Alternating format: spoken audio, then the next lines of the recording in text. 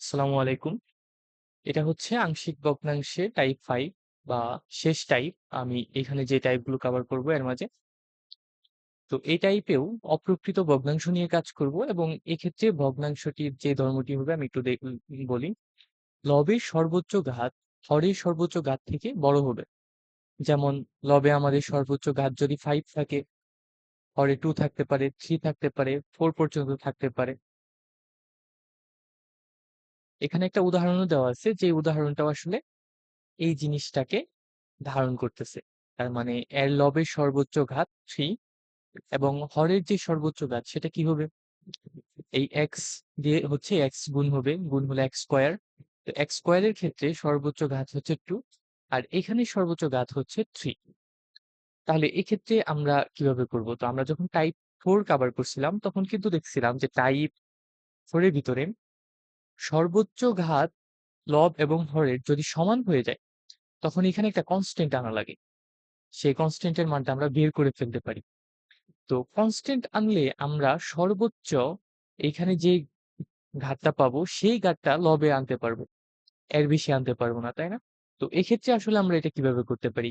আমি ১ম এই মুখস্থ বলে দিতে পারি যে এখানে আসলে ১ম এ কি আসবে, তারপরে কি আসবে, কি, কি ধরতে পারবো। কিন্তু আমাদের আসলে বিষয়টা বোঝা দরকার যে কোত্থেকে জিনিসটা আসলো। তো এই বিষয়গুলো বোঝার জন্য আমাদের সর্বপ্রথম চিন্তা করতে হবে আমরা এই পুরো ভগ্নাংশটাকে একটা প্রকৃত ভগ্নাংশে কনভার্ট করার চেষ্টা করব। অনেকটা এরকম আমাদের এখানে একটা 9 এবং নিচে হচ্ছে 4। 9 হচ্ছে লব, 4 হচ্ছে হর এবং এটা একটা অপ্রকৃত ভগ্নাংশ। তো এখান থেকে আমি প্রকৃত ভগ্নাংশে কিভাবে কনভার্ট করতে পারি? আমি এই 4 দিয়ে 9 কে ভাগ করে দিতে পারি। ভাগ করে দিলে ভাগফল হয় 2, 8 এবং বাকি থাকে হচ্ছে 1। তাহলে আমরা যদি সমস্ত আকারে লিখি এই জিনিসটাকে আসলে লিখা যায় এভাবে 2 সমস্ত 4 ভাগের 1 ভাগ। বা এটাকে আরো ভালোভাবে যদি লিখি সেটা হচ্ছে 2 প্লাস 1/4। তো এখানে যেমন এই 1/4 এটা একটা প্রকৃত ভগ্নাংশ চলে আসলো আর এর সামনে কোনো একটা কিছু চলে আসছে। তো এইখানেও আমরা এই জিনিসটাকে কনভার্ট করতে চাবো এমন কোনো একটা উপায়ে যেন এখানে কোনো একটা কিছু আসে এবং আসার পর এইখানে এমন একটা জিনিস আসে যেটা হচ্ছে প্রকৃত ভগ্নাংশ। তাহলে এটা আমরা কিভাবে করতে পারি?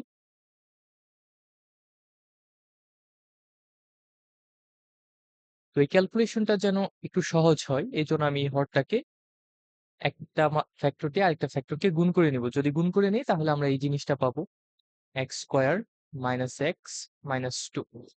তো x plus 1 into x minus 2 যেই কথা x square minus x minus 2 একই কথা। তা আমি এই জায়গায় আসলে এটা বসায় দিই আগে, তারপরে হচ্ছে আমাদের ক্যালকুলেশনটা আরো আগায় নিয়ে যাই।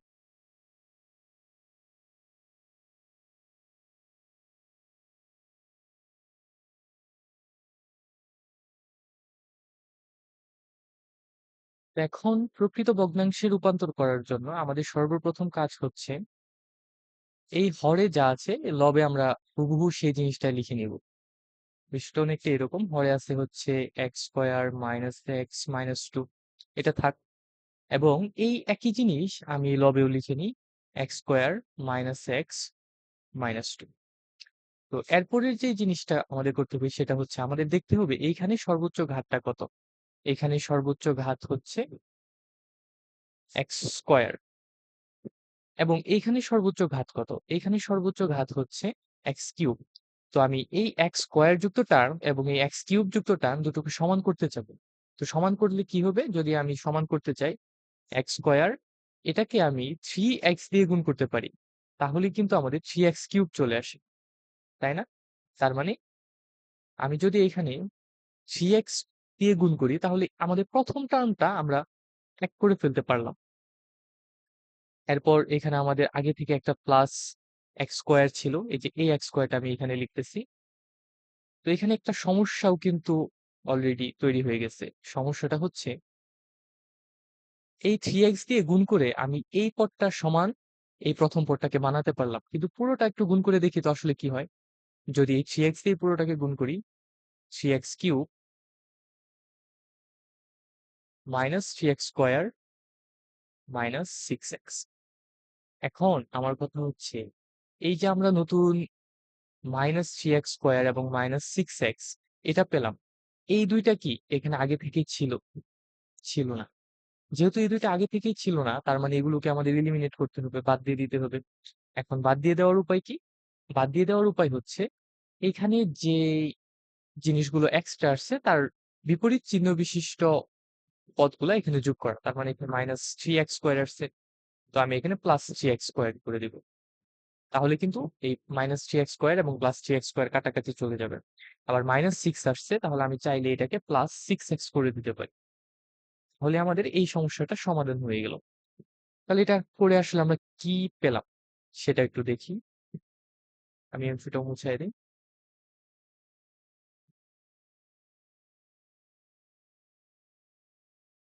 এরপর এই অংশটুকু এবং এই অংশটুকুকে আমরা আলাদা করে দিব। আলাদা করে আলাদা, আলাদা হর দিয়ে আমরা লিখে দেব। তার মানে এখানে হরে থাকবে হচ্ছে x² - x - 2 এবং উপরে থাকবে হচ্ছে 3x x² - x - 2 plus. Plus দেওয়ার পর আবার এই পাশে যে অংশটুকু আছে তার মানে এই যে এইটুকু আমরা এখানে লিখে নেব। তো প্রথমে একটু যোগ করে নেই। x² 3x এটা হচ্ছে 4x² প্লাস 6x আর নিচে হচ্ছে হর। এই হরটা এখানেই হবে -2। তো পরবর্তীতে আমরা যে জিনিসটা করতে পারি, এখানে ২ টা অংশ কাটাকাটি চলে যায়। একটা হচ্ছে এটা, আরেকটা হচ্ছে এটা। আমাদের থাকবে হচ্ছে শুধুমাত্র 3x। এখন 3x পাওয়ার পর বাকি যে অংশটুকু পেলাম এটা কি একটা প্রকৃত ভগ্নাংশ? এটা কিন্তু একটা প্রকৃত ভগ্নাংশ না। কারণ এখানে সর্বোচ্চ ঘাত হচ্ছে লবের 2, হরেরও 2। তাহলে এটাও একটা অপ্রকৃত ভগ্নাংশ এবং এটা হচ্ছে অনেকটা টাইপ 4 এর মতো হয়ে যাচ্ছে। যে হর এবং লবের সর্বোচ্চ ঘাত পরস্পর সমান। তাহলে এখানে আসলে টাইপ 5 টা টাইপ 4 কেও কভার করে ফেলতেছে। তো এখান থেকে আমরা কিভাবে করতে পারি? এখান থেকে আমরা যেভাবে করতে পারি, তো আবার যদি আমরা প্রকৃত ভগ্নাংশে কনভার্ট করতে চাই, প্রথমে হরটাকে লিখে নিব উপরে x² - x - 2 আর নিচে হচ্ছে x² - x - 2। এখন এখানে x² এর সাথে এই 4x² কে মিলাবো। x² এর সাথে 4x² কে মিলানোর জন্য 4 দিয়ে গুণ করতে হবে। তো 4 দিয়ে গুণ করলে আবার আগের মতোই আমাদের কিছু জিনিস বেশি চলে আসবে। তো 4 দিয়ে যদি গুণ করি 4x² - 4x - 8 থাকবে। তো এই যে বাদটি -4x -8 এটা কিন্তু বেশি চলে আসছে। তাই না? এই জিনিসটা আমাদের উল্টো করে যোগ করে দিতে হবে। তার আগে এখানে আগে থেকেই 6x আছে, তো এটা আমি লিখে নিই এবং পরবর্তীতে এই যে জিনিসগুলো বেশি চলে আসলো -4x -8 এটা আমি যোগ করে দিতেছি এর বিপরীতটা। +4x +8 তাহলেই কিন্তু আমরা হিসাব করে দেখতে পারবো যে আমাদের আগের জিনিসটা আর এখনকার জিনিসটা হচ্ছে সমান হয়ে গেল। তো এটা করার লাভটা কি? এটা করার লাভটা আসলে এরকম, আমরা এখান থেকে আগে থেকে একটা 3x পাইছিলাম, এটা থাক। তো এখানে যদি আমরা আবার ভগ্নাংশগুলোকে আলাদা, আলাদা হরের মাধ্যমে লিখে ফেলি, তো প্রথমে হচ্ছে x² - x - 2 এরপরে এখানে 4 x² - x - 2। তো আবার এই অংশটুকু কাটাকাটি চলে যায়। আমাদের থাকে শুধু 4 এবং এখানেও কিছু একটা জিনিস থাকবে। এই জিনিসটা হচ্ছে 10x + 8 এবং নিচে হর হিসেবে থাকবে x² - x - 2। তো পরবর্তী লাইনে আমরা চাইলে লিখতে পারি 3x প্লাস এই অংশটুকু যেহেতু কাটাকাটি চলে গেছে, এখানে শুধু 4 আর এই পাশে যে জিনিসটা পেলাম এটা কিন্তু এখন একটা প্রকৃত ভগ্নাংশ। তাহলে এই প্রকৃত ভগ্নাংশের জন্য আমাদের যেই নিয়মটা ছিল সেই নিয়মটা এখন আমরা ফলো করতে পারবো এবং আংশিক ভগ্নাংশটাও করে ফেলতে পারবো। কিন্তু আমার কথা হচ্ছে এই যে এত লং একটা প্রসেসের মাধ্যমে আমরা বের করলাম একটা 3 আসবে এখানে, এরপর একটা 4 আসবে। তো এটা কি আসলে সব জায়গায় করতে পারবো কিনা আমরা? এটা কিন্তু অনেকটা সময় সাপেক্ষ ব্যাপার। এজন্য আমাদের একটা প্যাটার্ন আমি তোমাদের এখানে বলি। তো এখানে সর্বোচ্চ ঘাতযুক্ত যে টার্ম সেটা হচ্ছে 3x²। আমি এটা এখানে 3x³ আমি এখানে লিখি এবং নিচে যে সর্বোচ্চ ঘাতযুক্ত টার্ম সেটা হচ্ছে x²। তো এই ২ টা দিয়ে যদি ভাগ করে দেই তাহলে দেখো তো x² আর এখানে ২ টা x কাটাকাটি গিয়ে একটা x থাকবে আর এখানে থাকবে হচ্ছে 3। এই 3 টাই হচ্ছে এখানে চলে আসছে। এই যে এই 3 টা তো 3x যদি এখানে চলে আসে, তারপরে x এর উপর পাওয়ার এখানে 1 আছে, তো পরে যে জিনিসটা আসবে সেটা হচ্ছে x এর উপর পাওয়ার 0। এখন x এর উপর পাওয়ার 0 মানে হচ্ছে আলটিমেটলি 1। তো 1 এর সাথে যে 1 এর সাথে একটা কনস্ট্যান্ট চলে আসতেছে। তো আমরা এইভাবেও খুব সহজে ধরে ফেলতে পারি। আমি আরেকটা উদাহরণ দিই, উদাহরণের মাধ্যমে আসলে এই বিষয়টা আরো পরিষ্কার হয়ে যাবে। তো এখানে দেখো আমাদের উপরে সর্বোচ্চ পাওয়ার 6 এবং নিচে হচ্ছে x দিয়ে x গুণ করলে 2 x স্কয়ার, তার মানে সর্বোচ্চ পাওয়ার হচ্ছে 2। তাহলে আমি এই প্রথমে এই দুইটার রেশিও বের করে নেব। 7x টু দি পাওয়ার 6 এবং নিচে হচ্ছে x স্কয়ার। এই দুটার রেশিও বের করে নিলে এখানে x স্কয়ার এবং এখান থেকে দুইটা x কাটা যাবে, থাকবে হচ্ছে 7x টু দি পাওয়ার 4। তাহলে আমি প্রথমে ধরার সময় লিখে দিতে পারবো 7x টু দি পাওয়ার 4 একটা আসবে। এখন যখনই 7x টু দি পাওয়ার 4 যুক্ত কোনো কিছু একটা চলে আসবে, তখন আমরা নিশ্চিত হয়ে যাব যে এইখানে x কিউব যুক্ত একটা পদ থাকবে অথবা থাকতে পারে। তাহলে x কিউব যুক্ত একটা পদও থাকতে পারে, আবার x স্কয়ার যুক্ত একটা পদও থাকতে পারে, x টু দি পাওয়ার 1 যুক্ত একটা পদও থাকতে পারে, x টু দি পাওয়ার 0 যুক্ত একটা পদও থাকতে পারে, কিন্তু x টু দি পাওয়ার -1 থাকবে না, কারণ এটা একটা বহুপদী। বহুপদীর ক্ষেত্রে -1 পাওয়ার হিসেবে অ্যালাউড না। কিন্তু আমরা কেউ জানি না এর সহগটা কত হবে। এই এক্স কিউবের সহগ কত হবে, স্কোয়ারের সহগ কত হবে, এক্স এর সহগ কত হবে, কিংবা এই ধ্রুবপদটার সহগই বা কত হবে। তো এই জন্য আমরা ধরে নিব যে এক্স কিউবের সহগ হচ্ছে এ, এক্স স্কোয়ারের সহগ হচ্ছে বি, এটার সহগ হচ্ছে সি, এবং আমি এক্স কিউবটাকে কেটে দিই, কেটে দিয়ে জাস্ট একটা ধ্রুবপদ এখানে লিখে দিই, সেটা হচ্ছে ডি। তো এই পর্যন্ত চলে আসার পর আমরা একটা প্রকৃত ভগ্নাংশ পাবো, যে প্রকৃত ভগ্নাংশটাকে আবার আমরা ধরে নিতে পারি। দুইটা অংশ আছে যেহেতু এখানে, একটা হচ্ছে x-1 থাকবে নিচে, এবং উপরে আমি একটা কনস্ট্যান্ট ধরলাম e, আরেকটাতে থাকবে x+10 এবং একটা কনস্ট্যান্ট থাকবে f। তো পরবর্তীতে ক্যালকুলেশন করে আমরা a b c d e f এগুলো বের করে ফেলতে পারবো এবং আমাদের ভগ্নাংশটিকে আংশিক ভগ্নাংশে রূপান্তর করতে পারবো। তো আমি যে প্রথমে উদাহরণটা দিয়েছিলাম, সেই উদাহরণটা থেকে আমরা দেখি যে কিভাবে এই ম্যাথটা অ্যাপ্রোচ করা যায়। এই ম্যাথটার ক্ষেত্রে আমরা প্রথমে ধরে নেই যে আংশিক ভগ্নাংশের কেমন রূপ আমরা এখান থেকে পাবো। 3x³ প্লাস এক্স স্কোয়ার, এবং নিচে x square minus x minus 2, এটাকে ভেঙে লিখতে পারি x মাইনাস 2x প্লাস 1।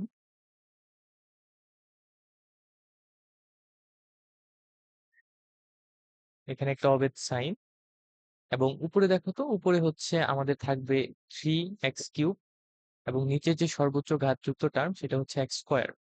তাহলে এখান থেকে কাটাকাটি করে আমরা 3x পাবো শুধু। তো 3xটা এখানে লিখে দিব, এবং 3x যদি পাই তাহলে আমরা x টু দি পাওয়ার 0 মানে হচ্ছে একটা ধ্রুবপদ যুক্ত অংশ পাবো, সেটাও লিখে দিব। প্লাস এখানে আমরা দুইটা জিনিস পাবো, x minus 2 plus x minus x plus 1। এখানে আমি বি দিলাম, যেটা আমি জানি না, আর এখানে সি দিলাম। পরবর্তীতে এই হরটা দিয়ে দুই পাশে গুণ করে দিব। 3x³ প্লাস এক্স স্কোয়ার, এখানে ইকুইভ্যালেন্ট সাইন। 3x দিয়ে পুরোটা গুণ হবে, x minus 2 x x plus 1, এবং এ দিয়েও হচ্ছে পুরোটা গুণ হবে, x minus 2 x minus 1 x plus 1। B এর সাথে দেখো তো, এই এক্স মাইনাস 2টা কাটাকাটি গিয়ে এক্স প্লাস 1টা থাকবে, এবং সি এর সাথে এক্স মাইনাস 2টা গুণ হবে।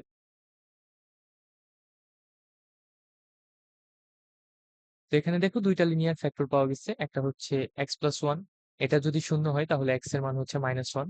আমরা সেটা বসাই দিই আগে।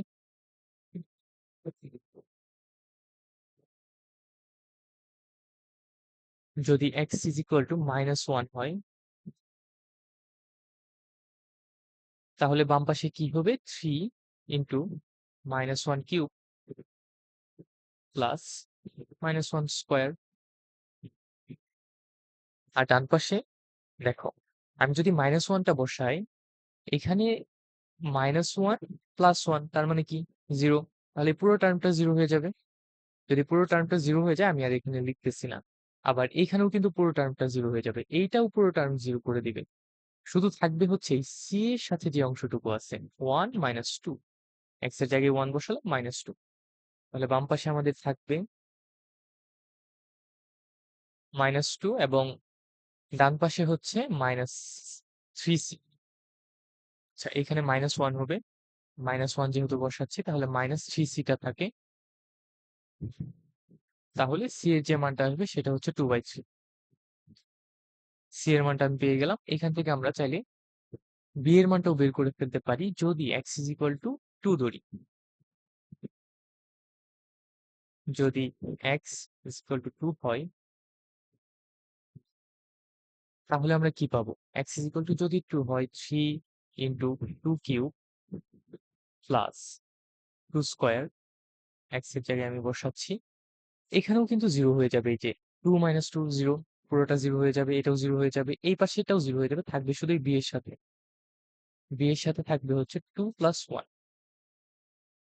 তাহলে আমাদের বাম পাশে হচ্ছে 28 এবং ডান পাশে হচ্ছে 3b। তাহলে এখান থেকে b এর যে মানটা আসে সেটা হচ্ছে 28/3। এখন a এর মান আমরা কিভাবে বের করব? এর মান বের করার একটা উপায়, সেটা হচ্ছে সহগ সমীকৃত করা। তাহলে আমরা পরে পেয়ে যে সহগ সমীকৃত করে এর মানগুলো বের করে ফেলি, এর মানটা বের করে ফেলি।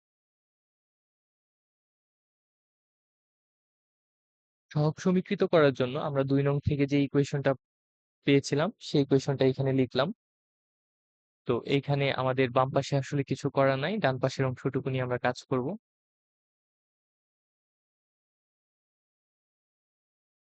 ডান পাশের অংশটা এখানে একটু তোমরা গুণ করে দেখবা, আমি সরাসরি বলে দিই এখানে আনসারটা কত হবে এই তিনটা টার্ম গুণ করলে।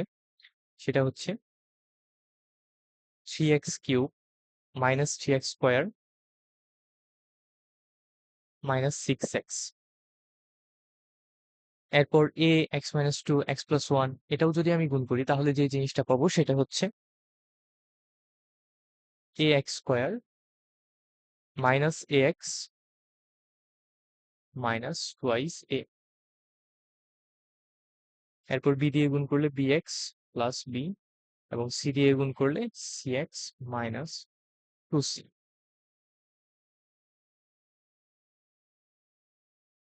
আমরা এখন সবগুলো x³ x² এগুলোকে আলাদা করে ফেলতে পারি। যদি x² কে কমন নিতে চাই, এখানে x² এর একটা, x³ কে কমন নিতে চাই, x³ এর একটা টার্মই আছে এবং x² এর কয়েকটা টার্ম আছে, যেমন একটা হচ্ছে এটা x² এর, এটা x² এর, এই দুইটা। তো আমি x² যুক্ত টার্মগুলো থেকে x² যদি কমন নেই তাহলে এখানে থাকবে -3 এবং পরেরটা থাকবে +a x², তারপরে x যুক্ত অংশ -6 - a +b +c এবং এর সাথে x এবং ধ্রুবপদের হিসেবে থাকবে -2a, সেখানে +b -2c। এখন আমরা সহগ সমীকৃত করতে পারি। x³ এর সহগ সমীকৃত করলে আসলে কোনো লাভ নাই, কারণ এখানে a b c d যুক্ত কোনো টার্ম নাই। আমরা চাইলে এই তিনটার যেকোনো একটা সহগ সমীকৃত করতে পারি। আমি x² এর সহগটাকে সমীকৃত করি।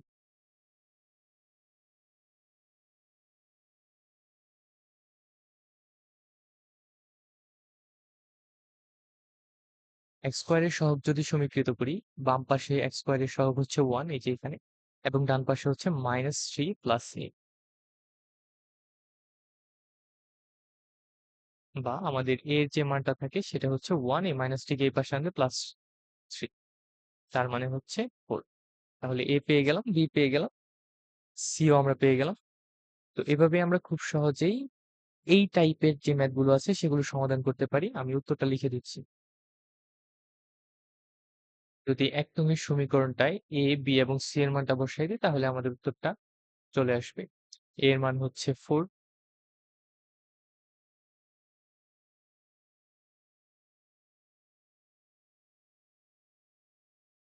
ভি এর মান হচ্ছে 28/3 এবং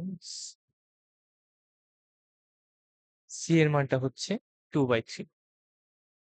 এটাই হচ্ছে আমাদের আনসার।